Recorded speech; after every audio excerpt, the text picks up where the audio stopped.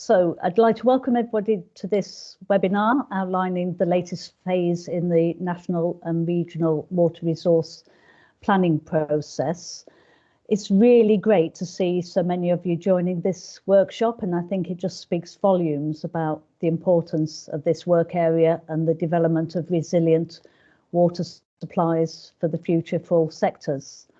Just looking at the next slide, I'll just start by introducing myself and my role and experience. I was previously an executive director of Anglian Water, but then latterly I was involved in chairing a Water UK study that was published in 2016 that outlined the real risks to resilience from drought and climate change growth and the need to enhance the environment. That work then led on to a National Infrastructure Commission study preparing for a dry future, and I was involved in that work. And then I've been chairing the development of the national framework. While at Anglian Water, I was also involved in setting up Water Resources East and a multi-sector approach to water resource planning. In the interest of time, I won't introduce all of the speakers, but let them do that as they start their items on the agenda. But I'll just introduce the purpose of the webinar and what we'll be covering today. It's a chance to hear about the development of regional water resource plans, and specifically we'll hear about the context and why the plans are needed, the process, meet some of the people doing the work, and hear about the future focus, the current focus, which is on reconciliation of making sure that each of the 5 regional plans fit together. A core principle of that process is to ensure alignment and consistency and between the individual plans. This particular bit of where we are is public water supply focus, but the regional plans are absolutely covering all sectors' needs. This is not just about public water supply, so please don't take that away from some of the things that might be discussed today. There's already been, each of the regions has engaged extensively already, and this reconciliation process over the next couple of months will enable a better quality, valid and meaningful consultation that will be starting in January 22, and you'll hear a bit more about that as we go through the session. There'll be time for Q&A, but due to the size of the group, as Charlie mentioned, we've got some 300 people in the listening this afternoon. So we will be using a Vevox app to bring together the questions.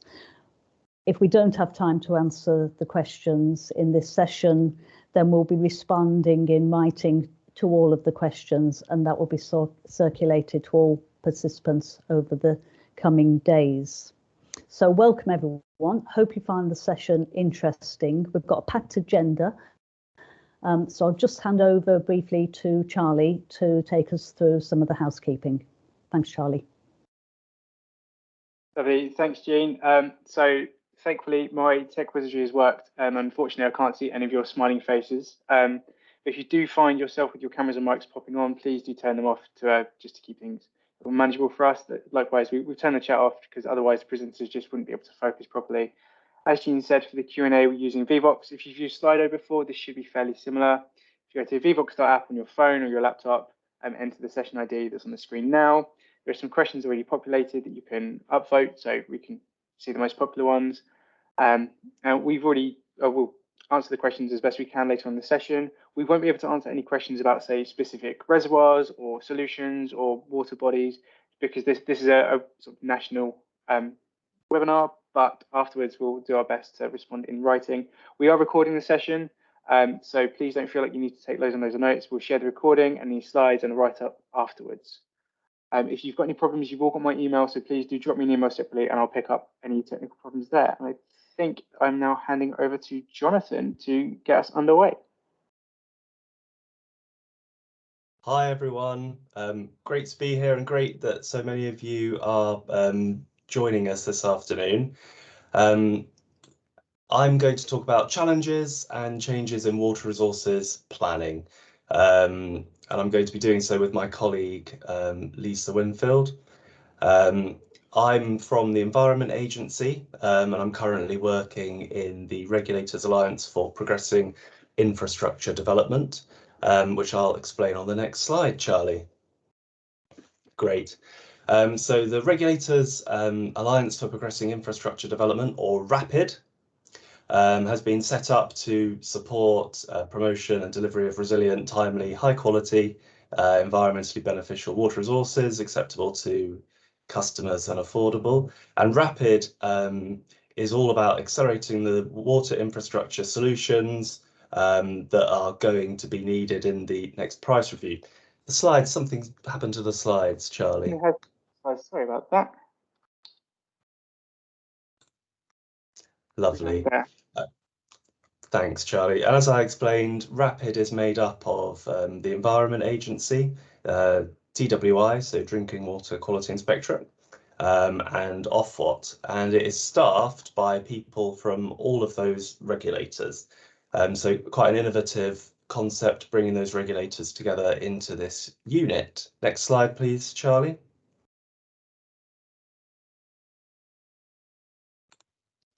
So in summary, I'm going to talk about a bit of background and some of the pressures facing water resources, some of the changes that are happening to address those challenges. I'll talk about the Water Resources National Framework, which was published by the Environment Agency in March 2020. And as part of that, talk about strategic water needs and some of the approaches to meeting those needs. Then a little bit more on RAPID and the strategic supply options and the gated process. And then I'll hand over to my colleague Lisa from the Environment Agency, who will be talking about a bit more about the regional planning process, what it's about, what it's going to achieve, looking at long-term environmental destination, improving the environment, also looking at where we're starting from, what's been achieved so far, and then teeing up the other presentations by looking at the role and importance of reconciliation. So as Jean said, bringing those plans together. Right, so the background around water resources. Now, you're all interested in this area, so many of you and all of you probably will understand water resources are under pressure at the moment from climate change and will be under pressure from population growth. That's coming at the same time as the need to improve the environment as set out in government's 25-year environment plan, and also to build resilience to drought. And risks in this area will increase without intervention, and the challenges require a different approach. Now, there's quite a growing body of evidence around this, the National Framework being the most recent, which I've had the honour of leading, and also previous work by the National Infrastructure Commission and Environment Agency, and also Water UK, as Jean set out. And all that work is available on the lists, on the links below. Next slide, please, Charlie. So some of the changes to water resources planning that are coming in to help meet those challenges. Firstly, the National Framework, which was about setting out national needs, so focused on England, but with links into Wales. Looking across sectors and looking at the pressures facing various regions to set that national context for the issue. We've got 5 regional groups who you'll be hearing from later who are developing these cross-sector plans, and those plans will be shaping water company investment, but also broader investment outside of public water supply, and producing plans that are more coordinated and more efficient than we would have seen previously from the individual water companies. We've got alignment between government and regulators, and we've got money available for exploring the strategic supply infrastructure schemes. We've got government working on national policy statement to make sure that the planning process is set out for nationally significant strategic infrastructure. And we've got the Regulators Alliance for Progressing Infrastructure Development set up, which I am part of. Next slide, Charlie. So a little look back at what the Water Resources National Framework said in March 2020. The panel on the left is estimated water needs for public water supply, and on the right it's needs outside of public water supply. So on the left, estimating needs between 2025 and 2050 at approaching 3,500 million litres of water per day. In order to meet pressures from, or the need to increase resilience to drought, to meet the pressures of a growing population, to replace unsustainable abstractions, and to address the impact that climate change is likely to have on water availability. And, March 2020, these figures came out and they're already moving on as work is completed by the regional groups. And as you can see, a lot of those pressures are in the southeast, but actually a really important point is that all of the regions face pressures on public water supply. And so it's really important to have these 5 groups looking across England, and the West has particularly close and important interactions across the border into Wales. So on the right, we've looked at how much water is likely to be needed in total outside public water supply. And you can see that the type of water use here, so we're looking at direct water abstraction. The type of water use really reflects the land use in some of these regions. So you can see a really big agricultural water demand in East Anglia, which reflects a lot of the spray irrigation that we see on the sandy soils in that part of the country, but significant water use across agriculture, industry and power across England.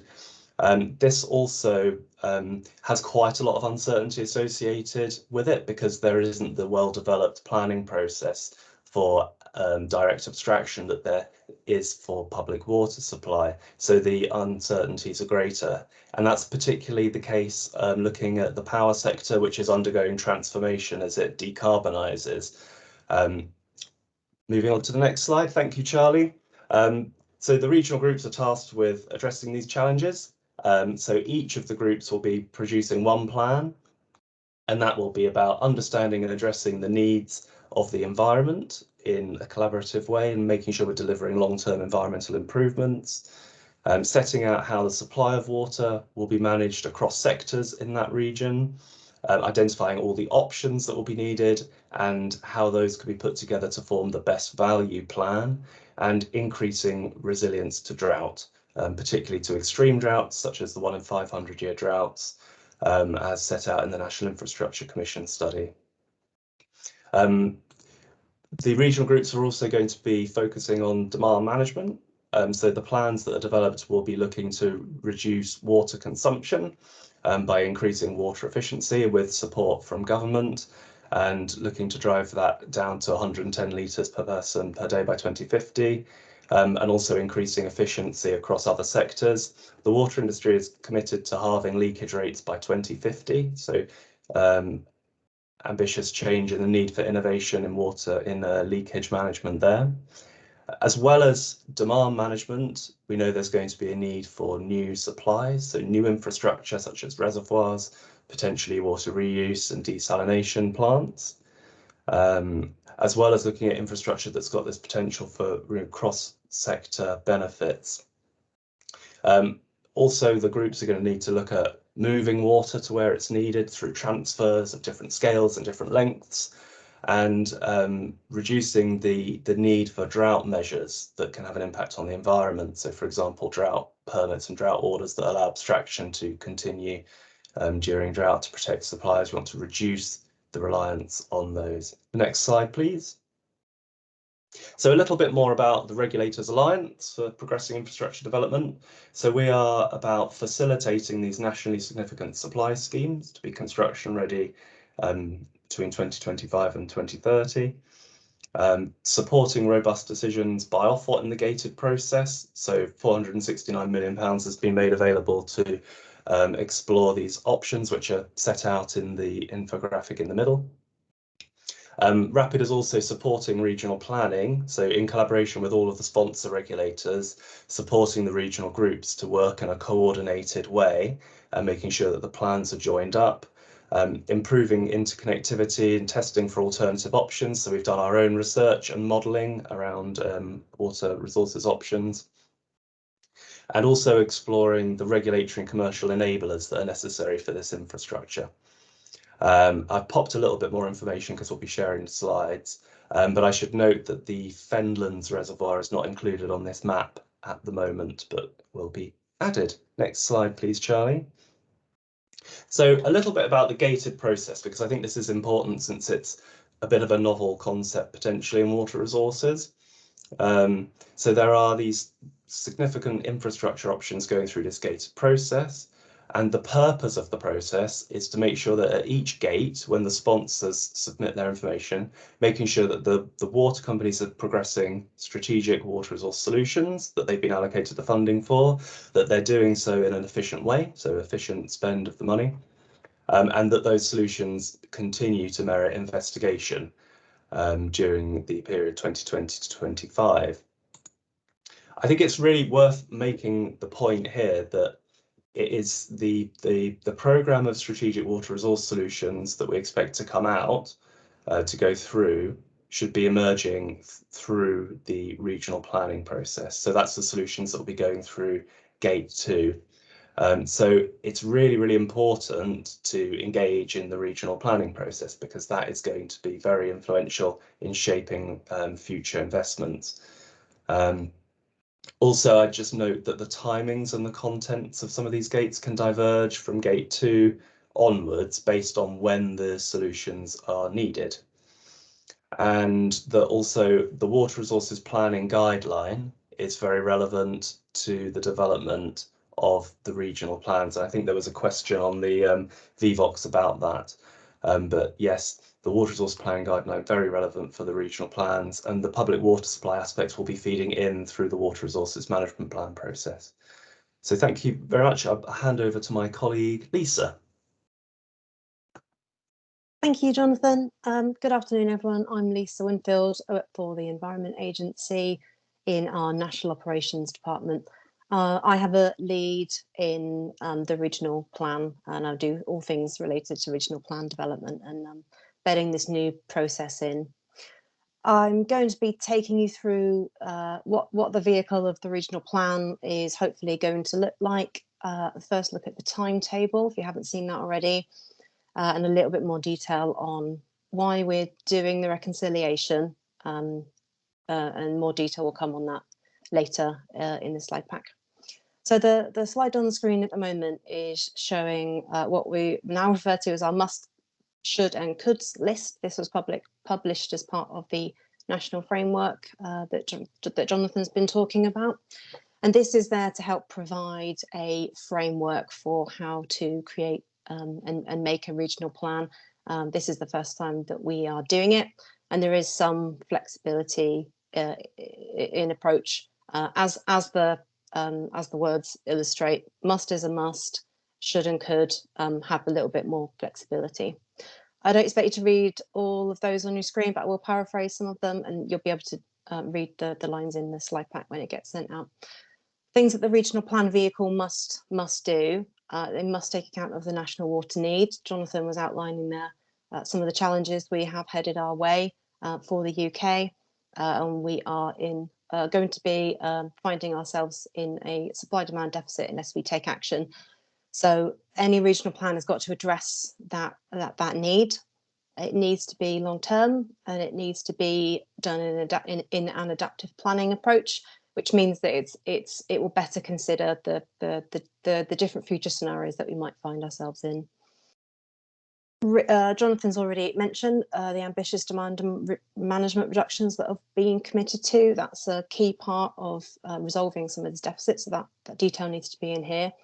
And it would be remiss of me working for the Environment Agency to not mention how important it is to have a vision for the environment and some really ambitious environmental goals for the future as well. The clue's in the name, but the regional plan needs to look outside its own boundaries geographically and then be compatible between those regional groups, which is more of a challenge than you might consider it to be. Every water company has its own way of modelling supplies in its own operation, and putting those boundaries together isn't always as simple as it might seem on the surface.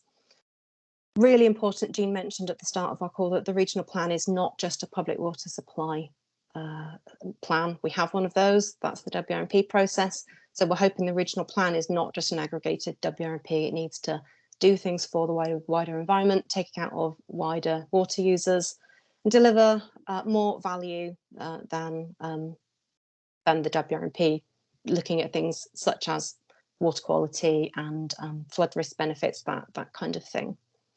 Something that the regional plan we're hoping to do, this call is a good start to that, is consult and engage widely. The only way that this regional plan will reflect your views is if you get involved and give the regional groups your opinion when they come to you and ask for it. And joining up with wider planning mechanisms. There are an awful lot of spatial planning mechanisms, so that is a challenge that will probably come with time. We move to the next slide, please, Charlie. Thank you. So as referenced on the previous must list is must, the regional plan must look in the long term at an environmental destination. That was a key theme in the national framework. The Environment Agency has done a lot with lots of other partners to reduce acute obstruction pressure over the last few decades through our Restoring Sustainable Obstructions programme. That's been very successful in resolving current issues. This environmental destination work stream in principle is about looking into the long grass and thinking, what does our environment need from us? What do we need to do for the future in order to deliver those challenging goals set out in DEFRA's 25-year environment plan? The concept of this environmental destination is abstraction focused at the moment. And it's largely looking at how our abstraction from the natural environment needs to change through time and be able to take some steps to be able to plan for that. Each regional group will need to use this principle and set out its own level of ambition. The environment is completely different in every region, and we would expect a different level of ambition for some of our most sensitive and special places. Really importantly, and hopefully this theme comes through for the whole of this webinar, this destination is ours. It's not one person creating it. It should be created with everyone, and we're hoping that everyone gets a say with what they want from their local environment. I wanted to just talk about this concept briefly because this will form a significant volume of water that we need to claim back for the environment, and there's an awful lot of work ongoing to refine how we best do that. Next slide, please, Charlie. So where are we starting from with a regional plan? There's been an awful lot of work done to date so far. This is the first regional plan that has been done on a national scale. There's been previous regional groups who've done a version of a regional plan, but it's building on the foundations of the Water Resources Management Plan, because that is going to be, as Jonathan mentioned, a central delivery mechanism for some of the schemes that we will likely need in the future. It's been designed as collaboratively as possible. That when I say we, I'm referring to a group of regulators and the regional groups. We have weekly meetings to progress some of the technical issues and make sure what we're doing is consistent. And there are also monthly and quarterly coordination and steering groups to make sure that at an England level we're still aiming for the top with the regional plan, and that we're pushing the boundaries of what we're trying to do, going in the right direction. I mentioned earlier there is a flexible approach. There definitely is, and it's really important to recognise that all regions are different, and I don't mean in terms of just the environment where those regional groups have started from. Some have been doing this is the first time they're doing this, and some are more established. Different pattern of water users and different customer base, so they shouldn't all be the same. We want them to respond to their local customers and their local environment. And the whole of the regional planning concept is about trying to balance local interest with the national need for water resources, and the two of those don't marry up very easily some of the time. So it's a big challenge, but one that's worth carrying on with. Next slide, please, Charlie. You'll see this slide a few different times, just to remind you of the process. The yellow box there is reconciliation, which is currently the stage that we're in. You'll hear a little bit more detail about. There has been lots of work ongoing that I'll talk about on the next slide. Lots of work been done already, but I wanted to illustrate for you that this is one of the earlier stages of the regional plan development. We're not looking towards a regional plan being finalised until 2023. This is quite a long and iterative process to get to that optimal regional plan that balances everyone's needs and can feed into those other planning mechanisms. So there's an awful lot of opportunity to get involved and to still shape things. It's quite early doors still. Next slide, please, Charlie. So what work has been done so far on the regional plan? Those documents there on the screen are just screen grabs of some of the documentation that has been submitted throughout. Each of the 5 regional groups have been working hard for years now to produce this documentation. There's been 2 versions of a resource position statement, which was a more basic look at how much water we might need when we start to look longer term and take some more challenging scenarios into account.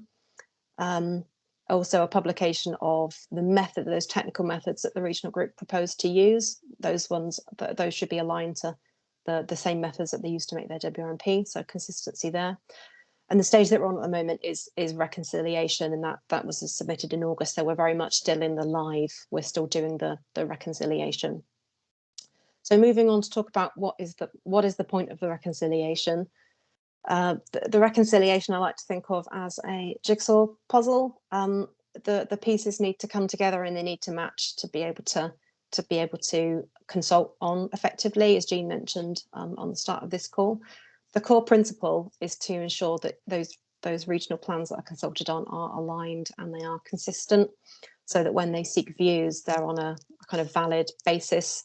And for example, if there was to be an inter-regional transfer, both those regional groups would be consulting on the same iteration of that version at the same time, the same volume, that kind of thing, to be consistent.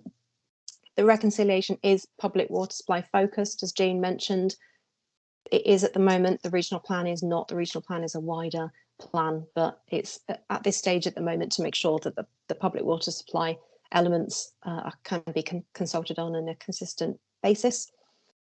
My colleagues Merrick and Richard will be talking more about some of the detail of it, about how the reconciliation is actually being done. But this is an additional pre-draft plan stage, if you will, and it absolutely does not replace any element of consultation. It just makes sure that the consultation proceeds on a kind of valid and consistent basis, so that when you hopefully will give us your views on the draft regional plans, then it will be easy for us to be able to take them on board, because the plans will be consistent. The reconciliation is also being all the decisions are being recorded to maintain maximum transparency, and hopefully the draft regional plans will set out how that's being done. Just one final slide from me, just to encourage you all to get involved. Thank you all so much for joining this call, but do make sure you respond to the consultations.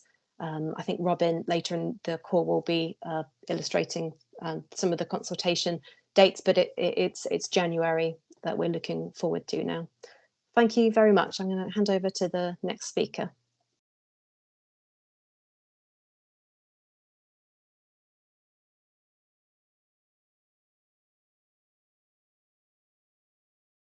Great, thanks, Lisa. And Rob, I think you're going to pick up taking us through this piece. Thanks, Rob. Okay, thank you. Yeah, so for those who don't know me, my name's Rob Scarrett. I'm Head of Water Resources at South West Water, but this afternoon, Matthew, I'm sitting here with my Chair of the West Country Water Resources hat on. So the following section is going to start talking through what some of the plans look like, but before we did that, we thought it'd be useful just to give a quick overview of each region. So you can see the names on there, and it's really just to give you a flavour of, if you like, the characteristics of each area. So West Country, as you can see on the previous maps from Lisa and Jonathan covers the sort of peninsula of the UK, so that's areas like Wiltshire, Devon, Cornwall, Bristol, Dorset, and a little bit of Hampshire. We've been going about sort of 2 or 3 years. We have a board that's got a mix of public water supply and non-public water supply members on it. In terms of the region, what's the region like? So it's got about 4.7 million people, an economy of about £100 billion a year, and that economy is predominantly tourism and agriculture, as you can probably imagine. But actually water use, where's the water being used? About 85% of it is used for public water supply, about 15% is non-public water supply. So I think when you go through places like Water Resources East, their sort of agricultural demand is considerably higher than you'd see in the West, as you can probably imagine. Most of the water in the West Country is sort of split half and half, really. So in the eastern part of the region, it's largely groundwater, and in the western part, it's largely surface water, and that's because of the way the geology is in the area, with it being chalk essentially in the east, and then kind of igneous rocks across in the west. What are our kind of key issues in our region? Well, in kind of no order of priority, climate change. So forecast to be the hottest region in the country under the climate change projections. And because particularly in the western part of the region, it's surface water dominated, likely to see very low or reductions or large reductions in the low flows from those rivers. Also, because it's sort of tourism dominated, likely to see potentially some high increases in demand at the same time. The other part, I think, that's key, and you'll probably see it in other regions as well, the other key challenge in our region is what does the environment need? So I guess historically you had a lot of rainfall coming across from the west, but under climate change that's likely to change. So what do we need for the environment in the region, and how do we plan for that? So that's a very rapid overview from me, and I shall hand over to Will. Thanks, Rob. Hi, everyone. I'm Will Robinson. I'm the Water Resources Strategy Manager for Northumbrian Water and representing Wren today. So yeah, Wren is Water Resources North, and we established ourselves in 2017. So our core members are Yorkshire Water, Northumbrian and Hartlepool Water, with a wider membership from the regulators and the energy, agriculture and other industries as well. What is our role? So our role is to ensure that the region has a sustainable long-term plan for water resources that importantly protects the region's resilience in terms of environment and water supply, both public and non-public supplies. So in terms of the region, it's a really diverse region in terms of its geographical nature. So we've got some significant populations across the region in terms of the cities, but also some very large surface water catchments as well. Climate's very variable, so very wet over the uplands, but as you move towards the coast, significantly drier. And then in terms of the industries, so agriculture is a big part of it, but some arable, but also particularly upland livestock farming. And then on the coast, particularly on Teesside and on Humberside, we've got some big industrial demands there, and potentially some emerging new demands as well from things like hydrogen production. So in terms of our baseline supply-demand balance, we've got a supply surplus in all of our resource zones when drought measures are excluded from our demand forecasts, with the exception of the Yorkshire grid, which has a 20 MLD deficit in the 2030s, and even the Kielder water resource zone goes into deficit in the 2060s as well. But when our demand management policy aspirations are included in our demand forecasts, then we have supply surpluses across all resource zones. So I think, as Rob says, climate change is a big factor in terms of how it's impacting on our water supplies. Also needing to plan to a 1 in 500 year level of resilience also reduces any surpluses that we may have, particularly when you compare with what we presented in our PR19 water resource management plans. So in terms of key uncertainties, environmental destination is one for Water Resource North. We're doing a lot more work on looking at what further sustainability reductions might be required by 2050. And then a big uncertainty in terms of the Yorkshire grid is whether the Severn Trent to Yorkshire transfer continues, or whether that is reduced. And if it was reduced or eliminated altogether, then that certainly would cause some bigger deficits than what we're currently forecasting. So in terms of the benefits, much greater collaboration going on between our water companies and sectors within the region, but also between regions, as we're all here today. And ultimately, the benefit will be having a resilient water resource plan for the region. So I'll hand over to Trevor. Thank you, Will, and very good afternoon, everyone. Really pleased to be here. My name's Trevor Bishop. I'm Organisational Director at Water Resources South East. My colleague Merrick, Technical Director, will be speaking to you later. So in terms of characterising Water Resources South East, it's all about how we find in the long term to manage water as a vulnerable natural resource, and to balance that between people, between the needs of the environment and the needs of the economy into the long term. And there's two key factors which fundamentally drive what we need to do. One is complexity, and one is the fact that we have particularly acute challenges to deal with over the next sort of 3, 4, 5, 6 decades, etc. In terms of complexity, we've got 6 water companies serving some 20 million people across the southeast. Many of those operational areas that water companies serve customers with aren't entirely contiguous. So we've got quite a complex mix of supply areas, resource availability, which means that working together is as important in the southeast as it is anywhere. But I think also we've got quite an interesting dynamic with regard to non-water supply use, so other sectors of water. Although it's relatively small in some respects, maybe 3 to 5% of total abstraction at the moment, strategically some of it's very important and locally can be really dominant. So particularly when we think about strategic energy generation, when we think about strategic agriculture such as soft fruit grown in the Weald of Kent, etc. So locally very important and quite important for the economy and the social dimension of water management as well. In terms of the challenges that we face over the coming decades, they're very similar to how Will and Rob described them, but just to articulate them in terms of what's driving the gap between supply and demand in the longer term. So the southeast is very much at the heart of both the climate and environmental crisis in the future. We've got some really iconic environments to protect, and yet we've almost fully utilised the available resources that are taken directly from the natural environment. So we need to find new and different ways to do that, but also return a very substantial amount of water potentially back to the environment, which is currently being abstracted. And in terms of climate change, well, Rob might have one of the hottest areas, but the southeast and the east of England with Water Resources East, have some of the potential biggest changes in availability of water in terms of precipitation and evapotranspiration. What we've also got is we need to meet government aspirations for resilience, and that will mean we need to change capacity as well as resilience in the system. So we need to increase the availability of water to some extent. And finally, of course, the southeast, although there's a levelling up policy across England and the UK, as we know, the southeast is still a bit of an epicentre for growth in the future, and that will drive demand. So our job is very simple when you say it quickly, but actually really complex, and that is to bring together the best available evidence and to use best practice to develop a plan that can do 4 things effectively. First of all, enable water companies to meet their statutory duties to supply water which is sustainable and wholesome, etc., in a deep uncertainty for the future. To meet the expectations set down by regulators and government, and that's to do with per capita consumption, to do with leakage, to do with resilience, etc.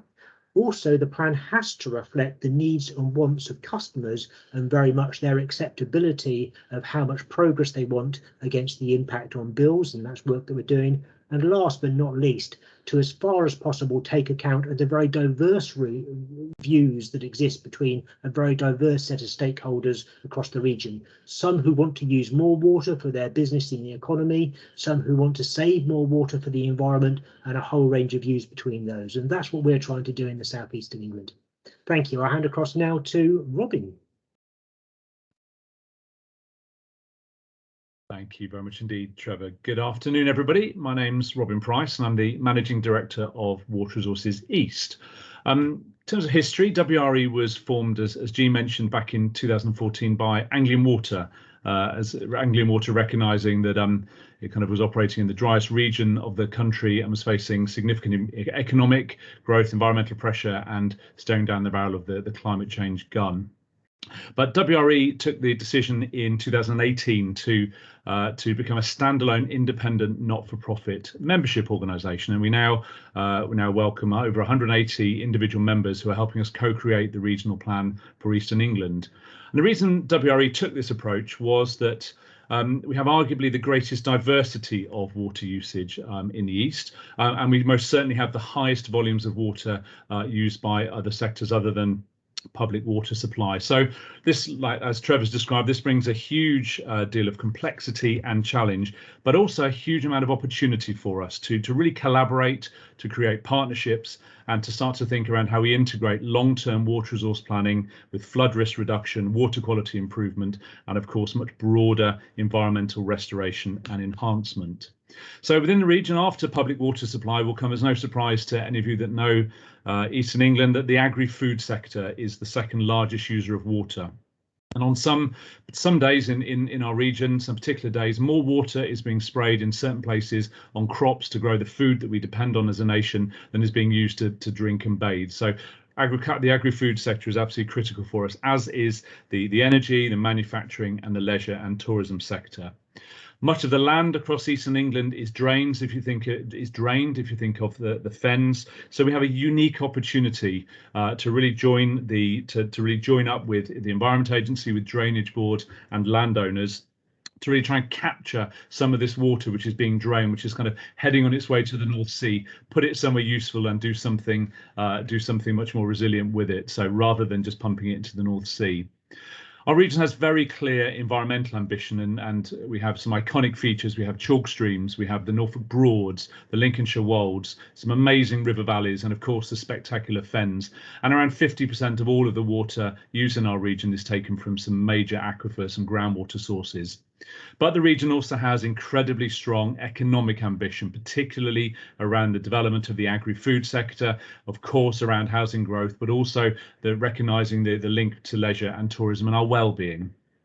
And so we view our role as WRE is making sure that water doesn't act as a barrier to either that environmental or that an economic ambition as we sit here in the face of an incredibly volatile climate.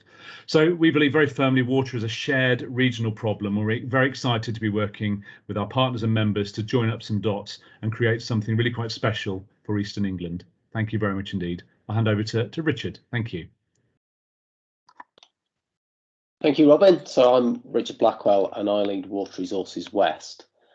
So Water Resources West is a large and very diverse region. It covers a large geography from Carlisle and the Scottish borders all the way through to the end of the River Severn at Gloucester.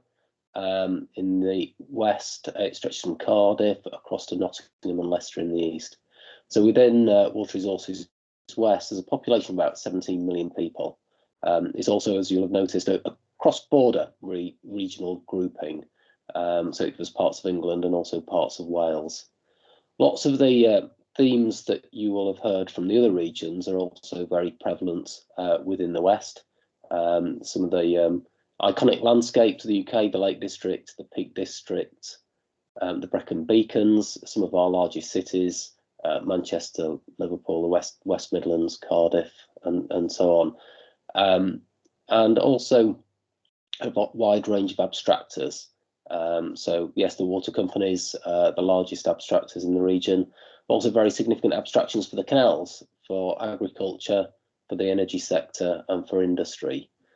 So what joins us all together? Why have we come together as a regional group in the West? Well, we're kind of gathered around some big shared catchments, and particularly some of the biggest rivers in the UK, the River Dee, the River Severn, the River Trent, spanning uplands and lowlands, range of abstractors from those catchments. They span different drought characteristics and really bring significant opportunities for more collaborative working, to improve resilience, to improve the environment, and to address all of those challenges that we've been talking about. And that's what Water Resources West is absolutely about. It's about bringing together those different abstractors to work together to address those challenges. So that's Water Resources West, and that's the run through of the 5 regional groups. What I'm going to do now is move straight on to the next agenda item, which will draw out a lot of those themes. It really builds on the framework that Jonathan and Lisa talked us through earlier in this webinar. Talking about regional planning and how that's playing out in practice. It builds on the must, should and coulds that Lisa told us about, how we work within that timeline. As others have said, and as you'll notice, there are differences between the regions, but I'll focus on some of the common themes in this presentation, and that will then lead us on to a more detailed talk about reconciliation and what that means.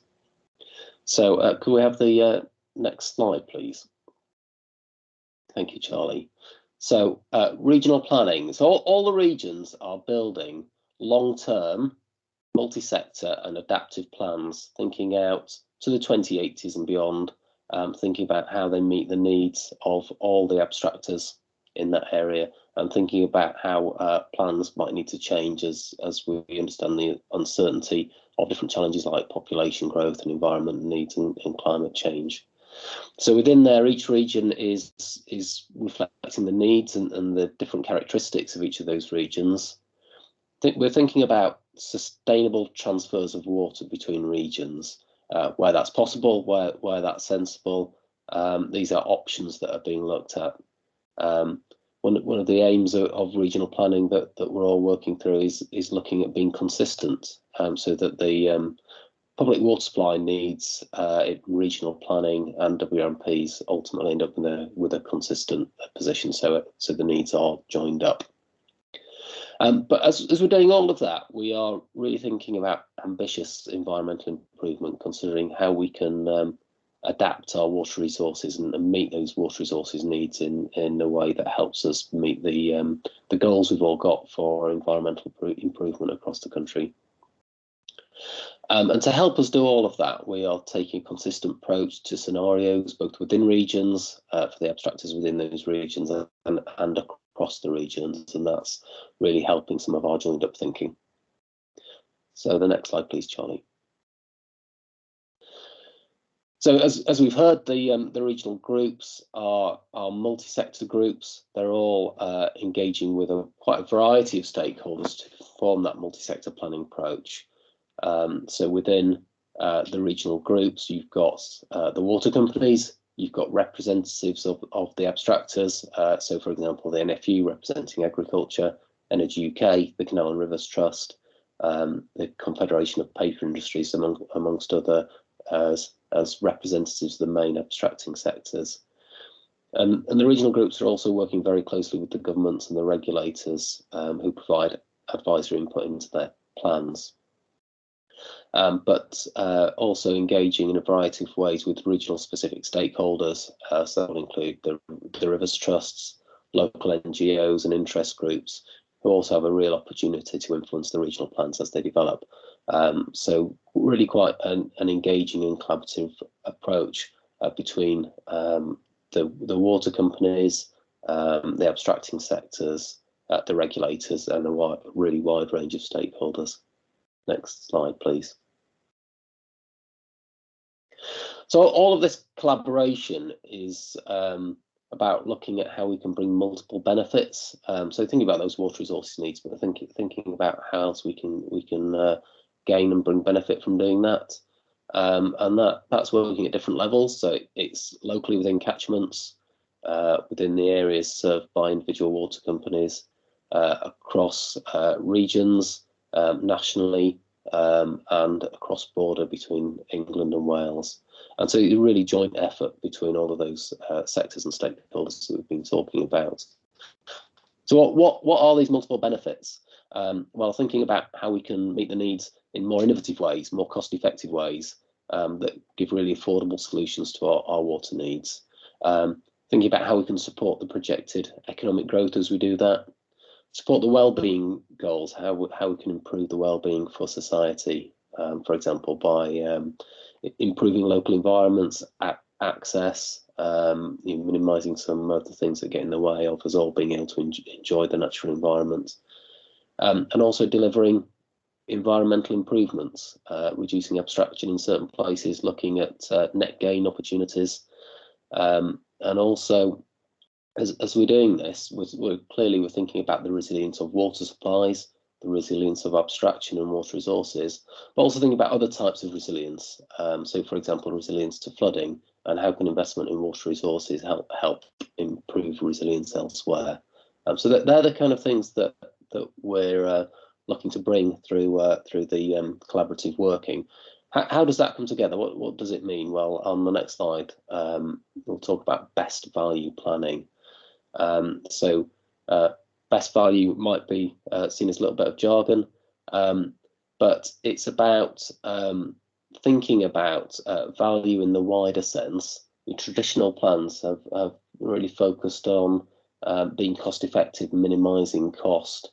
That's still important, but thinking about those wider range of factors that I talked about on the previous slide, thinking about increasing the overall benefit to the customers of water companies, to wider society, for the environment, and in doing that in a way that's really efficient and affordable to deliver, and is shaped by and meets the needs set out by government and the regulators in their policies and ambitions. So a lot of things to balance off and consider, and the way that we do that is by using a range of tools. Those tools help us explore trade-offs between the different aspects of between well-being, environmental improvement, resilience, cost, and the regions are using various tools to help them do that. But generally it involves setting some objectives for their plans, setting out a range of metrics by which those objectives are measured, and forming candidate plans where the performance of those plans can be considered about how well it meets those objectives. By comparing and considering those candidate plans, then you can look at how those trade-offs play out, and ultimately through that process of reviewing that, collaborating, consulting, taking on board stakeholder responses to consultations, for example, at the end of that process, one of those candidate plans will be chosen as best value.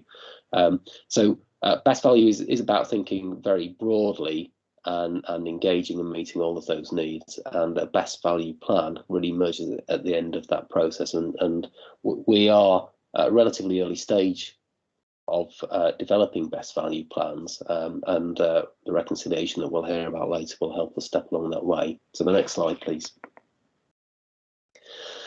So as we've heard, there are lots of common shared challenges. We talked about climate change, population growth, environmental improvement, new resilience expectations, so that public water supplies are resilient to a new standard. Once in 500-year events, water supplies can still be maintained. These are common themes coming out of the national framework, and also these themes are reflected in the water strategy for Wales. So we are working together as regions to think about these things and feed those requirements into reconciliation. And in the next few slides, I'll just put a sense of scale on some of these drivers. So if you could have the next one, please, Charlie. I'll talk about climate change first, and we'll be quoting numbers in megalitres or megalitres per day. So what's a megalitre to start with? It's about the same volume as 5 terraced houses, or a little bit less than an acre of land filled to a foot of depth. So a megalitre per day is about the same amount of water that a small town uses. So thinking something like Settle in Yorkshire or Bourton-on-the-Water in the Cotswolds, town of about 3,000 or 4,000 people would use 1 megalitre per day. So climate change, first of all, based on the work that the region's been doing to feed into reconciliation, is looking like we'll need another 500 million litres of water per day by 2050 to address the challenges of climate change.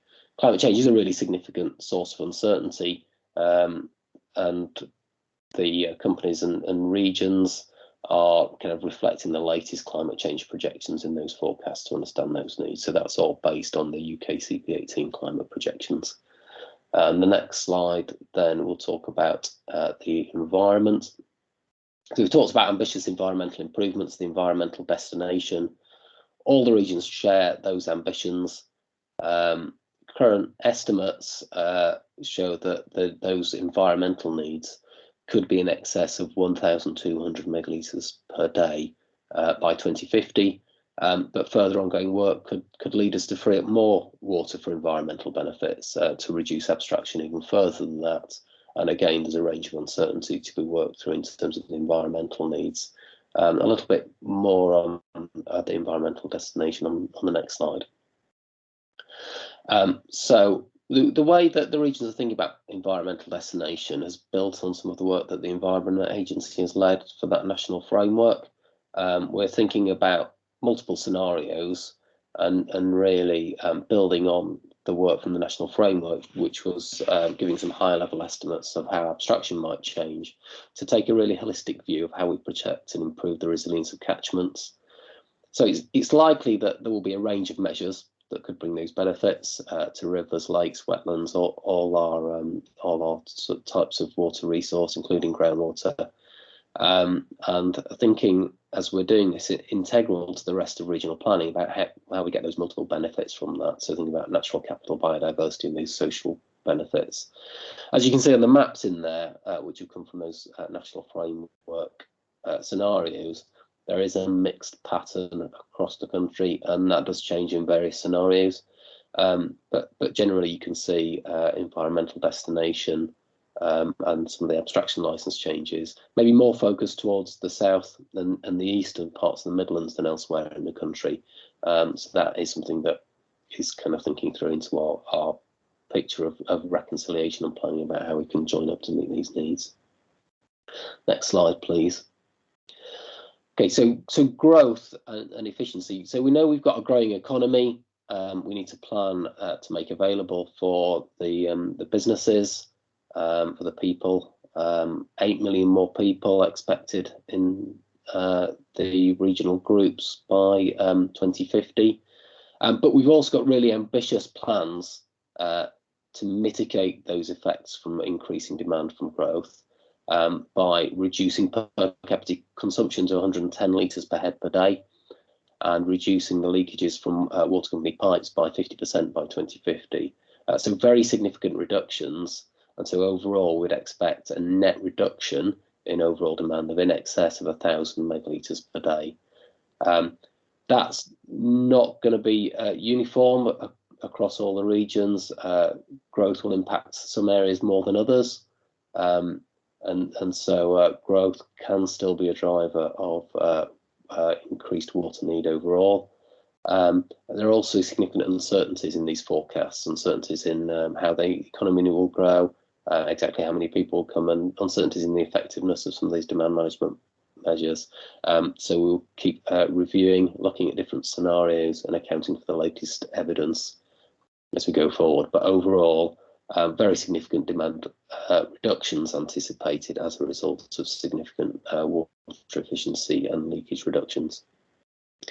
So moving on to the next slide, how does all that balance out across the country?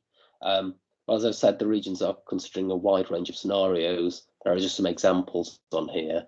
So don't focus on the precise numbers. What's more interesting is the general pattern. On these maps, red shows a deficit in a public water supply water resource zone, and the deeper the shade of red, the bigger the deficit. So what that's showing on the left-hand map is that before those demand policy reductions are put into place in 2050, really quite a lot of the regions that we're looking at will face deficits. Quite a lot of red on that map. When we start to overlay some of those policy assumptions about the reducing per capita consumption and leakage, actually those deficits reduce. The north, generally in parts of the west, are starting to look okay in the particular scenario that we're looking at here. But there are still deficits across the south, the southeast, the east, and parts of the Midlands.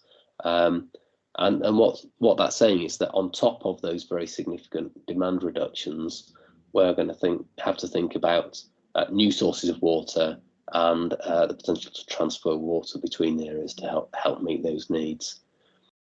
And as we kind of project further out to 2080, a similar pattern remain, some surpluses, some deficits emerging in some areas, but overall, a general pattern that we are going to need those demand reductions that we've talked about, but also going to need some significant new supplies as well to help meet those needs.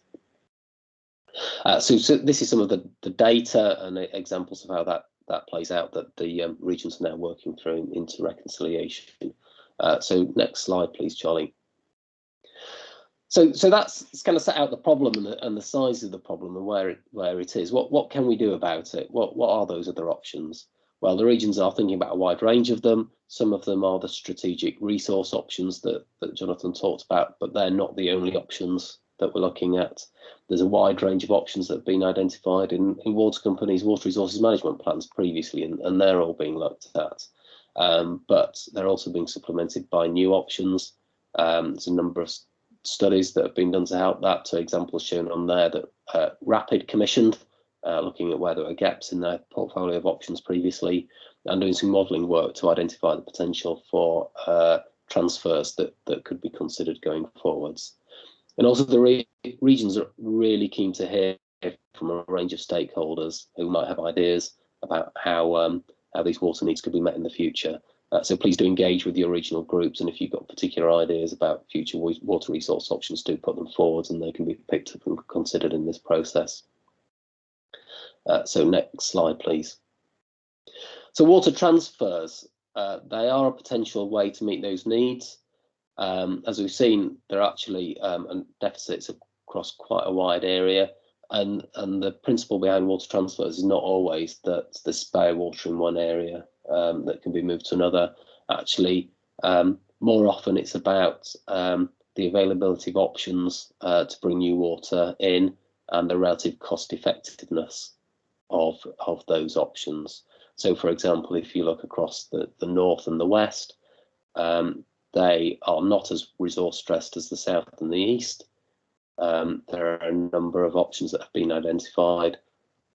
Not all of them will be needed to meet the needs in the north and the west.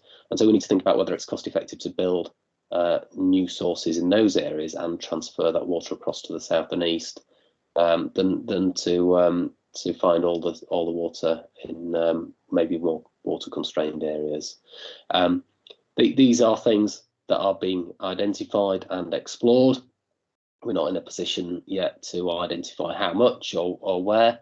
We're just exploring the potential benefits at the moment, and the regional reconciliation process is really set up to help us do that. So next slide, please. So quick summary before I hand on to Merrick, who will tell us more about the reconciliation. We've built a new understanding of the challenges that has really been shaped by collaborative working within the regions already, but bringing in new evidence, best available evidence from the national framework and other sources, and also so far already included the views of stakeholders. But it's really important that you all and other stakeholders remain engaged with the regional groups. Keep talking to us, keep feeding your ideas in, and please do respond to the consultations when they come out in January. This is all very much still work in progress. We want to get to the point where we can consult on you in January. To do that, we need to join up those plans and go through that process of reconciliation. Reconciliation is not about centralised decision making. It's about continuing to work together across regions to gather evidence that we can put forward in that consultation, and also put forward to the decision makers, who ultimately will help us get to the point where we can identify what the best value way of meeting our water resources needs are. So that's regional planning. I'm going to hand over to Merrick now, who'll tell us a bit more about reconciliation. Good afternoon, everyone, and thank you, Richard, for running us through that. So my name's Merrick Goff. I'm the Technical Director for Water Resources in the South East of England. And as Richard said, I'm just going to talk you through the regional reconciliation process via a kind of number of slides, and just trying to describe the process to you, which we've just started. So next slide, please. So Lisa introduced this slide earlier, setting out the kind of broader timelines that we're working to in terms of those initial resource positions. We're now into that second yellow box for the reconciliation process.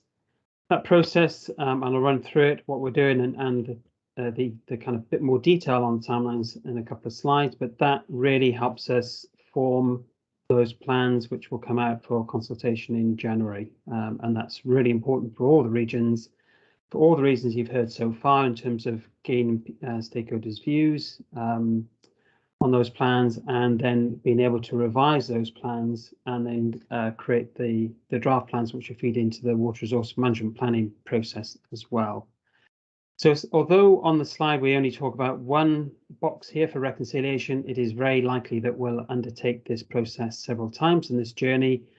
Certainly another one is anticipated after the consultation in January, so that if any regional plans change, we can take those changes on board.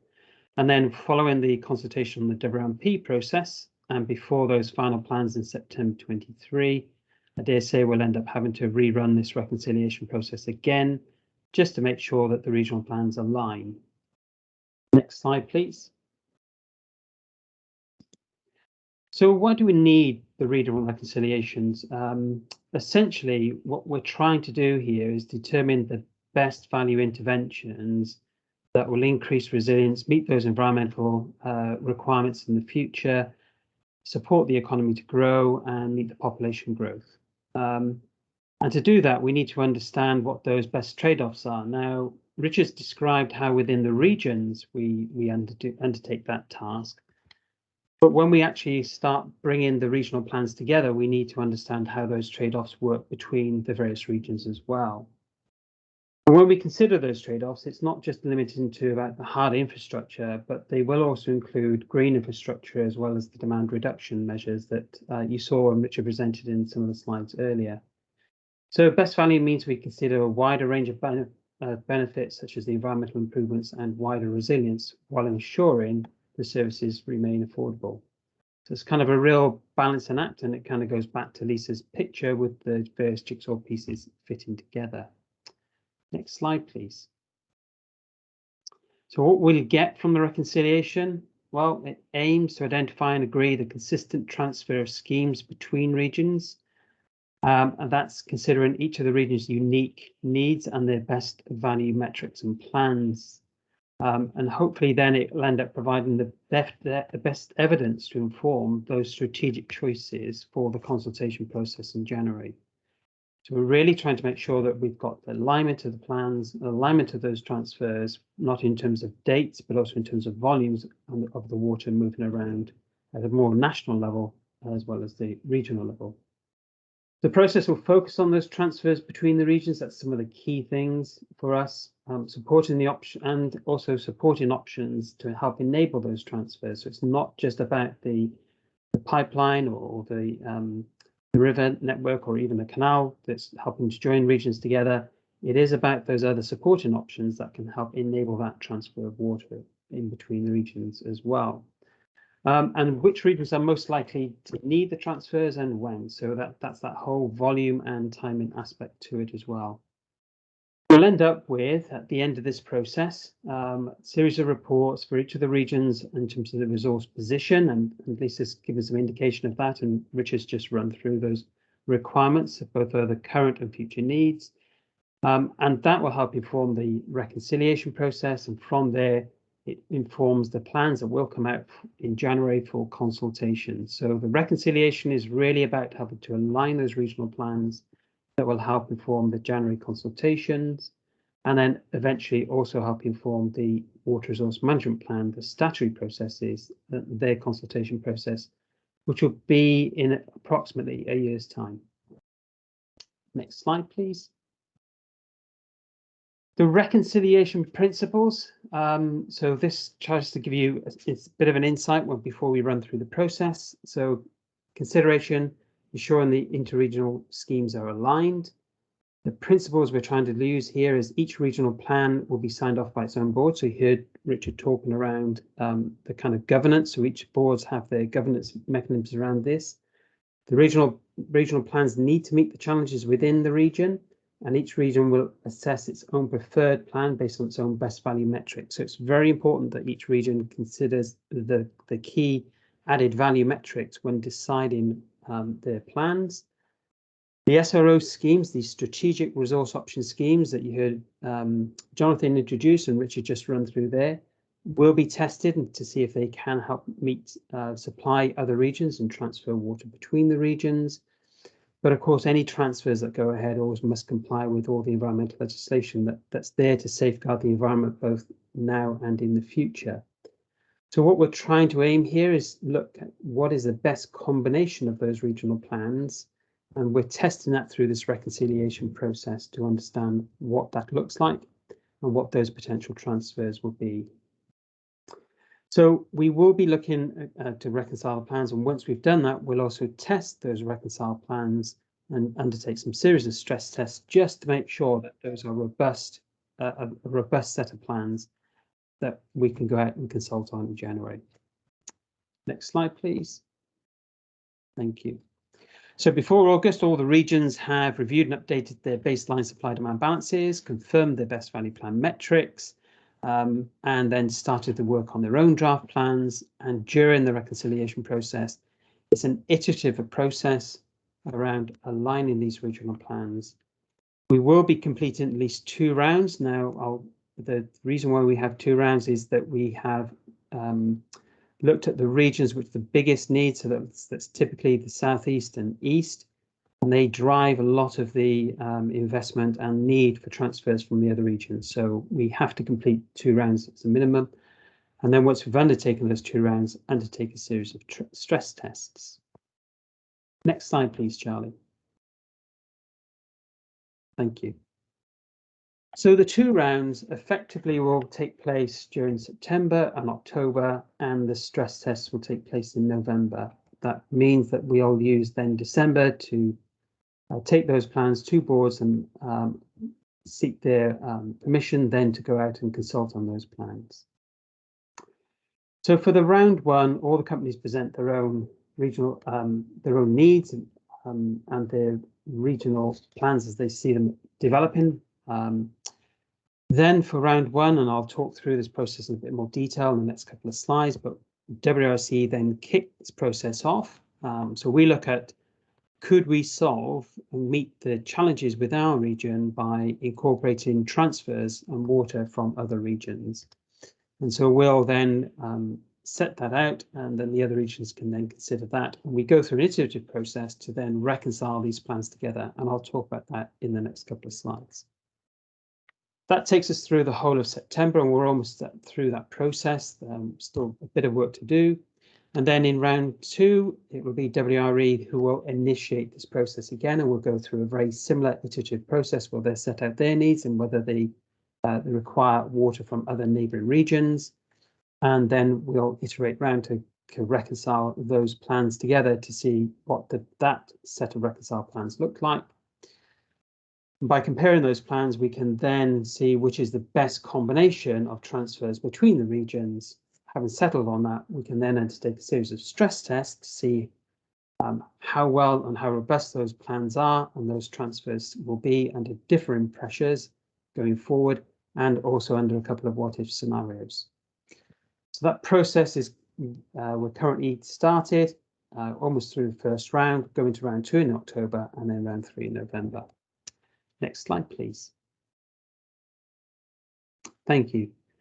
So we've talked around that, the key process in reconciling. We'll reconcile the 5 regional plans through 2 sets of iterations, each taking 4 weeks. And this is the first time we've done this. So we've used processes like this within regions before, but this is the first time we've done it at the national level. So Charlie, next slide.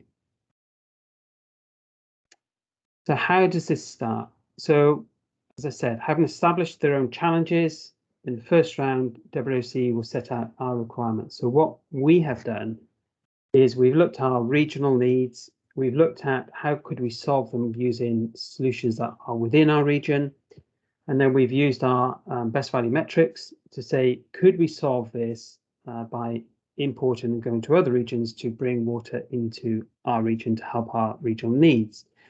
So within our option sets that we use, and in the bottom right-hand side, you can part of the slide, you can see these additional transfers that we have modelled and looked at within the overall way of solving problems within the southeast of England.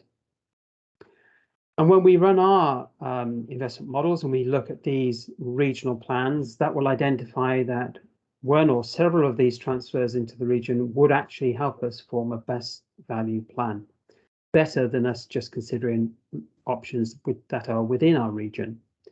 And that might be just from a cost point of view, it might be from a resilience point of view, or it could be also from an environmental point of view, or a combination of those. Once we have identified which regions it would be advantageous to see if we can get a transfer from, we'll then present that information to all the regions, and particularly those that would be good to get a transfer. We say, could you meet these requirements at this time for these volumes in the future?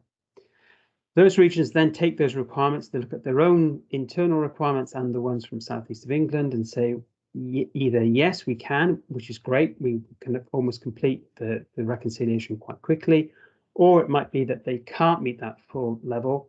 They could meet part of that, so they tell us then how much they could meet within the timescales and within which timescales. Based on that information, we rerun our model within the southeast to see, does that still work? Does that still provide us a best value plan, or does it mean we need a bit more dependency on one of the other regions? And so we carry that iterative process on until eventually we settle upon a set of plans which each of the regions can meet the needs, and it still complies with the best value plan metrics within each of the regions, which is really, really important. So you can see it's a very iterative process that we have to cycle through to understand and consolidate on what a national picture would look like if WRC Cascade and KIC started that cascade process through all the other regions. And that's just round one. So that's what we've been trying to do in the month of September. We haven't quite finished that yet, but we'll then be kicking off in October next week, concluding the round one and hopefully moving into round two. And in round two, we just end up repeating this process. So in round two, it'll now be a question of WRE. So if we can move on to the next slide, please. Thank you. So we'll end up repeating the process in the second round. WRE, Water Resources East, would outline that what their requirements are for their region, but also if they could require additional transfers coming into the region. If they do, then we repeat the process. So then it might be a virtual trade. So it might be a reduction of exports out from the region, or it could be a physical transfer, movement of water into the region. And we repeat the process until we reconcile those regional plans together. So we have an aligned set of plans which meet the best value metrics of each of the regions. And we settle on another slightly different perspective of how we join the regions up nationally. At this point, we'll be recording all of the best value metrics, the costs for each of these reconciled plans. And the third set of plans we'll have is a kind of a default one, which is basically what would the plans look like if each of the regions just try to solve their problems without any transfers coming in. So you'll see we'll have three sets of plans at a national level, at English level, in terms of how these plans can align. And from that, we can look through the costs and the best value scores across all of the regions to then see which is the set of reconciled plans which actually offer the overall better value solution going forward. And it's those plans that will then go forward for January and for consultation purposes, but after it's gone through boards and further iterations. But essentially, it's this iterative process that we use in the comparison of the metrics, which helps us decide, or helps us, first of all, reconcile the plans and align the plans together. And then it allows us to determine which of those coherent set of national plans provide the best overall value. And it allows us then to go out and start the consultation process. Once we've done all that, we have to undertake some sensitivity runs. So what happens if if it's more challenging in the future? What happens if some of the solutions don't deliver the benefits that we hope they would deliver? How would those plans then change in the future? And also we might play through some what if scenarios as well. So those are the stages that we'll go through with the stress tests and the what if scenarios being undertaken in November. So I think that will then mean that at the end of that process, we have a set of plans that can go out to the boards for discussion, and that will take place in December, and then sign off for consultation process early next year. I think the one thing I would say is that as we go through this process, it's still a very emerging process, and it's likely that following the consultation, the plans will still be updated, and we'll have to undertake another further reconciliation to get some revised sets of plans and draft plans in August next year, which will then help inform the statutory water resource management planning process, which will take place in just about a year's time. And at the end of that process, we'll come back together again, because then inevitably that will inform or possibly change the regional plans. So we might have to undertake a further reconciliation of these plans again in the spring of 2023 to make sure we have an aligned set of regional plans that are providing a best value solution across the country. And at that point, I'm now going to hand over to Robin Price. Yeah, thank you, Merrick. So thank you. Really great summary of a long process. It's taking us an awful lot of time during each week at the moment, isn't it? But yeah, thank you for taking us through that, Merrick. So last slides before I hand back to Jean, or hand on to Jean. So just to outline the next steps, I think you've heard some fairly clear messaging throughout. So just to wrap this up, hopefully you understand the message that water is a shared regional and national issue. This isn't something that water companies, the Environment Agency, regional planning groups are going to solve on our own. We really need your help as stakeholders and partners. And there's been a huge amount of collaboration and co-creation which has got us to this point with our partners and our collaborators. And so just very briefly, on behalf of all of the regional planning groups, thank you very much indeed for all of your help and your support to this point. But as you will have seen, we're now approaching the point where we are going to have to we're going to pull some plans together, and we're going to send them out to you to kind of test your opinion and get your views via a consultation process.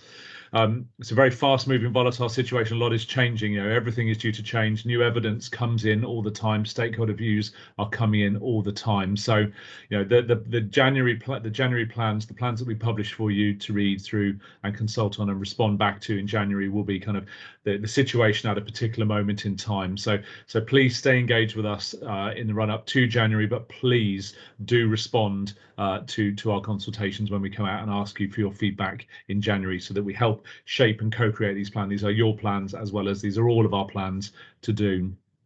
What we're going to do is we're going to hold a follow-up webinar, kind of repeat this session in January. So whilst the consultation process is kind of live, we'd like to get you all back together and give you an overview of all the 5 regional plans. So we will present back to you. And as Merrick says, what happens next is that the regional plans will then inform the water resource management plans. But again, hopefully a clear message that not everything in the regional plan will be delivered through water resource management plans. There will be bits that we will be, again, working in partnership around other delivery mechanisms and as we identify other beneficiaries. But this is going to be an iterative process. We've got a long way to run before the final plan, the final set of plans are published in September 2023. But even they, of course, won't be the final plans. This is something we are locked into and committed to for decades to come. So bear with us, stay engaged. If you haven't if this is the first time you've heard of regional planning, then please, you've met us all now, do engage with us and give us your views, but please respond to the consultations in January and again in August and beyond. So thank you very much. Back to you, Jean, for Q&A. Thank you. Great, thanks everyone. And we've covered a huge amount of material in those sessions, which hopefully people have found useful. We were a few minutes late starting because there were so many people coming into the webinar. So we are up against the original finish time. As I said at the beginning, we will respond in writing to all of the questions. So if you can't stay on, I'm going to suggest we carry on for just 10 minutes to answer some of the questions. But if you're not able to stay, don't worry, you will be able to see the written responses to the questions.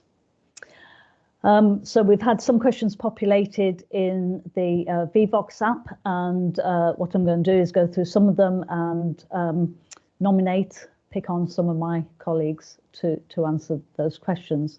The most popular question was around how does the Government Environment Agency propose to ensure national priorities are met when water companies are driven by their local situations and the requirement to maximise return to their shareholders. Jonathan, could you perhaps pick that up on behalf of the regulators? Yeah, sure. Thanks, Jean. Well, I guess the first thing I would say about this is the publication of the national framework, because what that was about was setting out the national need and setting the task for the regional groups and the water companies to meet those needs. And I think that represented regulators moving beyond critiquing the plans that are put together towards setting out that strategic context for the plans to be developed in. There's also the Regulators Alliance, which I'm part of, which is about aligning regulatory positions and making sure that there's the funding and the oversight needed to develop the necessary schemes. And then at the back end of this, for the public water supply aspect, there's the water resource management planning process, which is the statutory process, and there's formal obligations on the water companies as part of that. And the regulators will be responding to that formally as well, as will everybody else have the opportunity to do that. So I think there's quite a lot of oversight in there, as well as all of the regular communications and meetings that we have.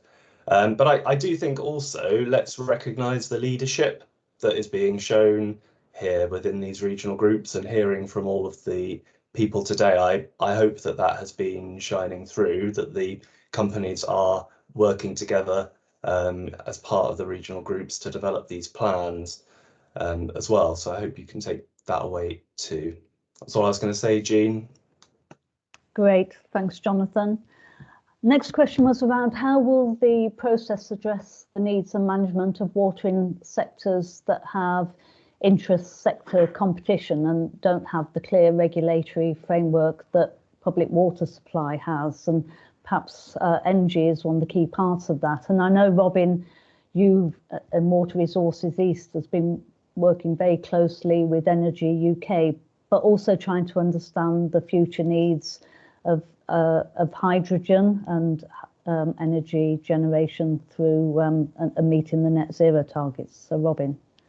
Yeah, thank you, Jean. Yeah, it's a tricky one, and we haven't solved it yet, you know. And there's a big working group which I was part of yesterday, kind of chaired by Energy UK and the Environment Agency, to examine exactly this problem in a focus on the energy sector, where there are huge amounts of competition law and literally a regulatory inability to develop a coordinated sector plan. Well, how do we plan? And we're coming in and saying, well, just tell us how much water you need, when you need it, and where you need it, and we'll find it for you, no problem at all. So we've got to work through that, and we can work with individual operators, we can work with individuals and kind of come at it that way. The is one way, but again, we're looking for a more coordinated approach. And the other sector, of course, where there isn't a coordinated plan and you're working with a far greater number of kind of individuals, is of course agriculture. So to ask a farmer in Norfolk, what will you be growing in 2050 and how much water will you need, is an impossible and incredibly unfair question. So what we've got to do is we've got to just make some best estimates. We've got to make sure our plans are adaptive, they are resilient to a range of futures, and but importantly, we keep talking. That's the point of collaboration, and keep talking to these sectors and make sure that we identify beneficiaries for everything we want to build. Thank you, Jean. Great, thanks, Robin. There's then questions around what the environmental targets are that are going to be used, for example, ecology, chemistry, flows, water framework directive. And I know that each of the regions is looking at those and will be taking account of the particular needs of their regions and how to improve the environment. But perhaps Lisa, if you, from your review of the plans, could you comment, have an overview sure. of the environmental targets? Thanks, Lisa. Yeah, no problem. I presume this one is for the in relation to the environmental destination.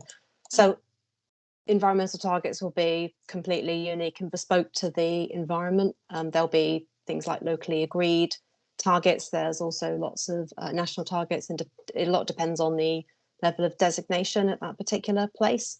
But I mean, in short, every metric you can measure for the environment is important, you know, including mostly the things we've been looking at here are relating to water resources and flow and obstruction and the ability of the environment to cope with changes to flow.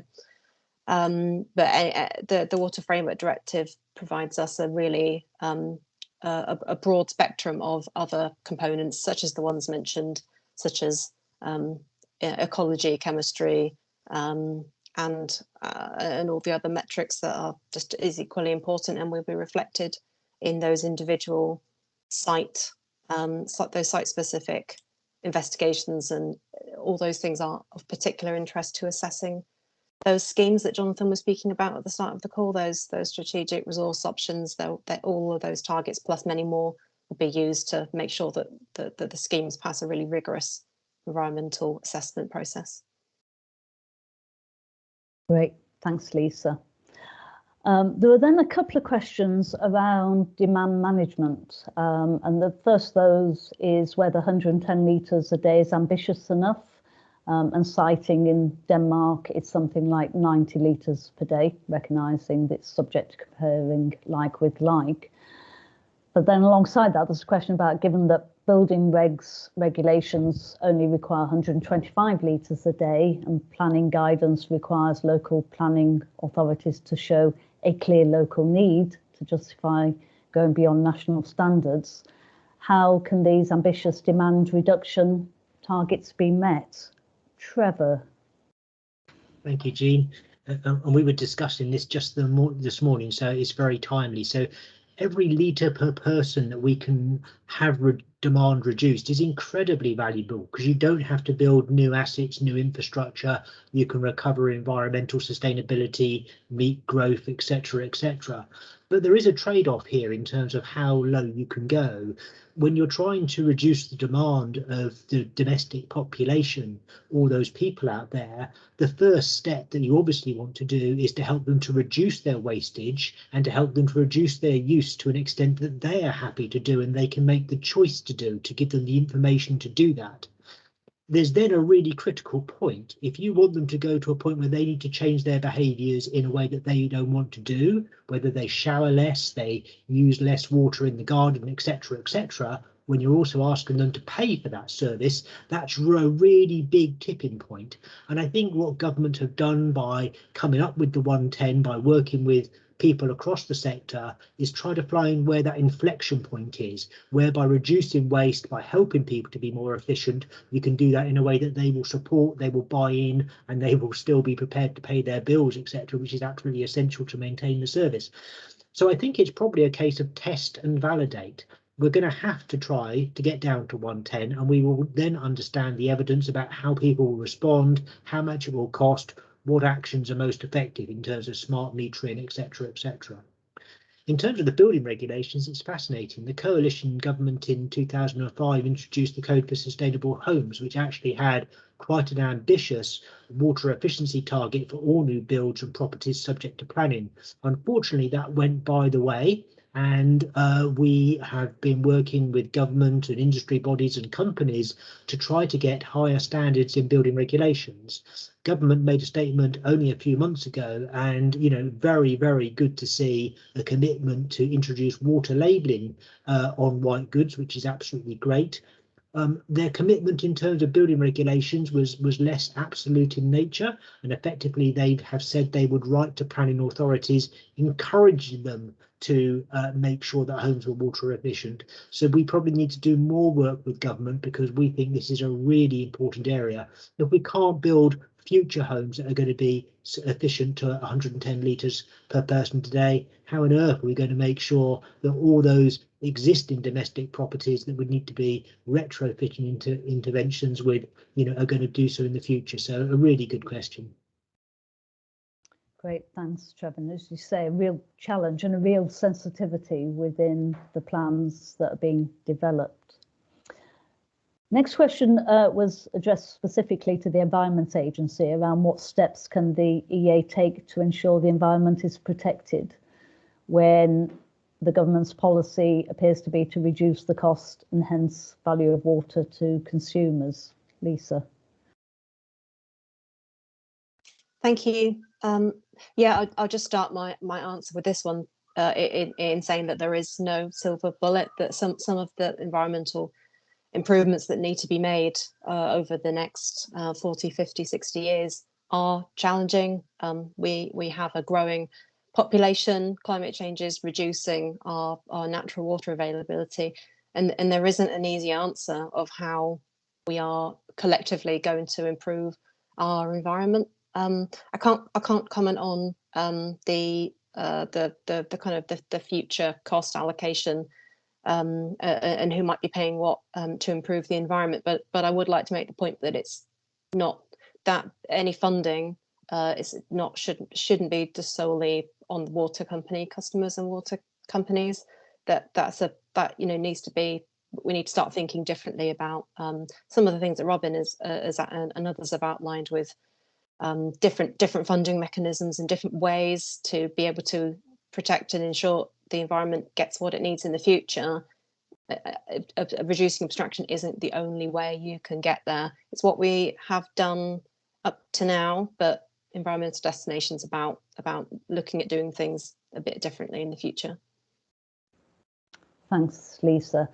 And I think we've time for just one last question before we wrap up, and that's around how will these plans sit with other strategic spatial plans being developed, such as the drainage management plans, the nature recovery networks and flood risk strategies. I'll just pick on one of my colleagues. So Richard, any thoughts on that? Yeah, thanks, Jean. So this is really interesting. There's a lot happening in water resources, as we've heard today, but there's also a lot happening in other areas, and joining these things up is a challenge. We can't do everything together all at the same time. However, there is real opportunity, and we are working on that and engaging through the membership of the regional groups with colleagues in often the same organisations that are developing these plans. So, for example, in Water Resources West, the water companies are developing drainage and wastewater management plans at the same time as engaging through their regional groups in water resources management plans, and many fruitful conversations happening about joined up opportunities. For example, how we can perhaps use effluent to meet water resource needs in some areas, offsetting demand and looking at other opportunities. As another example on flood risk, we are working very collaboratively with a range of partner organisations through the River Severn Partnership to look at a joined up and holistic plan for water resources and flooding across the River Severn basin. But some of these challenges are often more local, and so regional groups in many areas are also going through a process of prioritising and identifying catchments which have particular issues, particular environmental challenges, for example, or particular challenges where a number of different abstracting sectors come together with environmental needs to build up various pressures. And so regional planning is also helping to facilitate much more local engagement, where we can engage with a range of partners and think about nature recovery and other opportunities. So it's not always easy, but there is a lot happening and good progress being made. Jean, I think you're muted. I am muted. Thanks, Richard, and thanks for answering that question. So I'll bring the webinar to a close. Hopefully everyone has found it useful in getting an understanding of where we are in the regional planning framework, building on the national framework that was published last year, and most importantly, how everyone can be involved, and in particular in engaging with the consultations early in the new year. So I'd like to say thank you to all of my colleagues for presenting and pulling the materials together, and thank you to everyone for participating. Thank you.